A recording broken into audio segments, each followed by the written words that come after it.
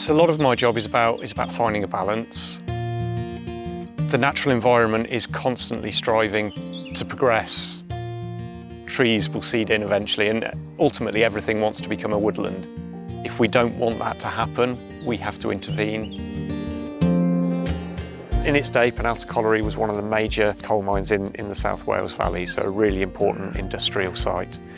But today, the coal tip has now been transformed into this wonderful country park that we've got around us with a whole mix of habitats, and it's a brilliant site for wildlife and a brilliant site for people to come and enjoy being out in the fresh air. So as well as the wonderful sculptures that we've got around the park, we've got a huge range of habitats. We've got some fantastic bits of wildflower meadow and grassland. We've got bits of woodland, plenty of ponds on site. So all in all, Penallta's got an awful lot for the visitor to come and see. It's a really nice time of year because it's about at its best now with the floristic interest we got. If you look a bit closer, you can see these beautiful purple flowers. These are the southern marsh orchids. So these are the show stealers at the moment. So in amongst the common buttercups, there's a nice clash of colours. And we'll be waiting until the end of July, going into August before we cut in, so they'll have time to seed.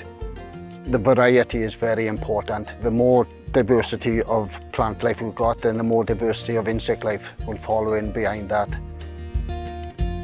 To gauge how well the meadow's doing and how well the season is doing, we judge that by the numbers of butterflies that we see and the diversity of species that we see. And what we see in any given meadow will then influence how we manage it going forward. To manage the reed bed and stop it taking over the pond, we get in and clear bits. The reed beds are a fantastic wildlife resource, but if we didn't do anything, then very quickly all these bits of open water would start to disappear and we'd just have a solid reed bed. So it's trying to maintain that balance of habitats. It's been a particular privilege to see how the site has developed over the 15 years or so that I've worked here. And it's only done that through a combination of nature being as resilient as it is and finding those niches to try and survive, but also the work that we do as the Ranger Service looking after the park, trying to manage those habitats, create as many opportunities as we can for wildlife to take a foothold within the site, and hopefully once it's here it'll be able to kind of persist.